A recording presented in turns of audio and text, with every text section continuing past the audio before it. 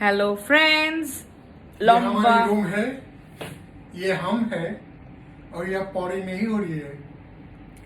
আচ্ছা লম্বা জার্নি এর জন্য বলবো ঢাকা থেকে আমরা এয়ারপোর্ট থেকে বলে আসছিলাম যে একটা জায়গায় যাচ্ছি কোথায় যাচ্ছি সেটা বলি নাই। আমার দেশের বাড়ি কলকাতা এসেছি, আমি কিন্তু কলকাতার মেয়ে।